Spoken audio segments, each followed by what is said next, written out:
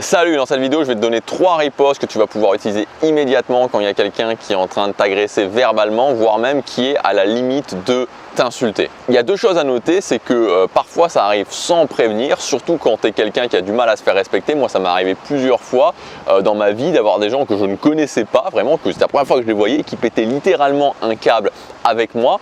Et donc il faut savoir que ce genre de situation peut arriver. Il peut y avoir des gens que tu connais pas et qui vont directement, je ne parle pas d'agression physique, je parle bien d'agression verbale, des gens qui vont t'agresser. Et donc à ce moment-là, vraiment ce qu'il faut comprendre, c'est que il faut savoir quoi répondre en fait. Il faut savoir quoi répondre parce que sinon tu te fais smatcher en fait, tu te fais littéralement smatcher. C'est comme si tu prenais un gros coup de poing. Et donc il faut être en capacité directement que ok, la personne me dit ça, boum, dans ma tête, je sais directement quoi répondre. C'est ce qu'on va faire ensemble dans cette vidéo. Je vais te donner 3 ripostes. Alors la première chose que tu peux commencer à faire vraiment et qui fonctionne vraiment très bien, et je pense que c'est quelque chose qui est vraiment sous-estimé en fait dans les agressions, et c'est la plus simple à faire, et c'est peut-être la chose que je te conseille de faire directement si aujourd'hui tu as du mal et tu n'as peut-être pas vraiment l'assurance directement de savoir quoi répondre, ou si à un moment donné tu te dis ok, voilà, dans ta tête tu sais, c'est le blanc vraiment dans ta tête, tu sais pas quoi répondre, c'est de faire ça. Et en fait cette riposte c'est tout simplement le silence. Donc il y a quelqu'un qui vraiment commence à s'exciter, il y a quelqu'un qui va t'agresser, il y a quelqu'un qui dit, ou je sais pas, peut-être un supérieur hiérarchique, tu arrives au boulot, un supérieur hiérarchique qui dit ouais, il faut pas faire comme ça, il faut faire comme ça, tu vas te mettre dans le rang, vous voyez ce genre de choses qui peuvent arriver. Bon, peu importe la situation, silence. Mais pas le silence où vous voyez, vous sentez un petit peu mal, vous ne savez pas quoi répondre. Silence impassible. Voilà, vous le laissez terminer, sans rien dire.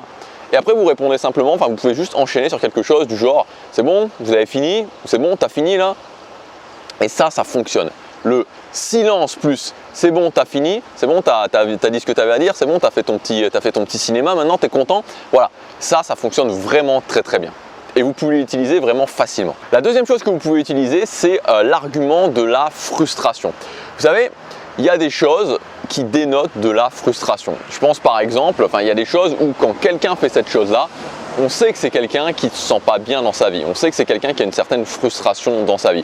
Je vais prendre un exemple qui est assez connu, surtout dans le cadre dans lequel on est aujourd'hui, c'est le hating sur Internet. Moi, je ne suis pas quelqu'un qui a une audience énorme, mais pourtant, j'ai quand même, si sur toutes mes vidéos, j'ai quand même pas mal de gens qui me laissent des commentaires haineux sur Internet. Et la dernière fois, il y a quelqu'un qui a laissé un commentaire et ça m'a quand même un petit peu interpellé. Donc justement, je voulais juste le lire parce que je le trouve assez, je trouve assez symptomatique quand même. Donc ce commentaire, c'est Gabriel, rien qu'en voyant ton look, je crois que je ne pourrai jamais te respecter. Et vu ton look, le mec il en rajoute, vu ton look, si je ne l'avais pas compris une première fois, il en rajoute une deuxième fois, et vu ton look, je pense que tu n'es pas en mesure de me conseiller. Ça aurait pu s'arrêter là, mais non, ça continue. Je pense que tu n'as aucun charisme. Bonne salutation. Bon, voilà, il finit quand même sur une petite note positive. Alors, bon, on se doute bien que, on sait que le genre de personne qui laisse ce type de commentaires sur Internet, alors on peut essayer de rationaliser les choses, de se dire oui, mais c'est pour ça, oui, mais c'est pour ça, oui, mais il y avait ci, oui, mais il y avait ça. Non, il n'y a pas à rationaliser. C'est pas quelqu'un qui se sent bien dans sa peau qui laisse ce genre de commentaires. Et c'est exactement la même chose pour le non-respect, pour les gens qui pètent un câble comme ça. Quelqu'un qui pète un câble, quelqu'un qui vous agresse directement, c'est pas quelqu'un qui se sent bien. Et il n'y a pas de débat à avoir, c'est point à la ligne. C'est pas quelqu'un qui se sent bien dans sa peau. Donc, quand quelqu'un fait ça, tout simplement, vous pouvez utiliser cet argument de la frustration en fait, parce qu'on le sait et les autres qui peuvent observer le savent aussi, c'est ancré en nous, on sait que c'est quelqu'un qui a une frustration en lui. Donc vous pouvez tout simplement dire, c'est bon, t'es content là, ça te permet d'évacuer ta frustration quotidienne, vas-y, continue. Bon, je pense que clairement il y a mieux à faire, mais vas-y, continue, si ça te soulage, vas-y, évacue. Vous pouvez donner ce genre d'argument. Alors encore une fois, moi je vous donne de la façon dont je dirais avec les phrases que moi j'utilise, la façon de le dire, mais c'est le principe qu'il y a derrière. Vous pouvez prendre vos propres phrases, mais il faut comprendre ce principe de la frustration derrière. Je pointe le doigt sur la frustration de la personne. Et enfin, la dernière stratégie que vous pouvez utiliser, c'est ce que j'appelle la stratégie du judo. Donc la stratégie du judo, qu'est-ce que c'est ? C'est tout simplement le fait, alors ça fonctionne très bien, quand vous avez quelqu'un qui a une sorte de supériorité par rapport à vous, une sorte de supériorité par la situation même en général, vous allez voir, je vais vous expliquer, et que vous utilisez cette supériorité.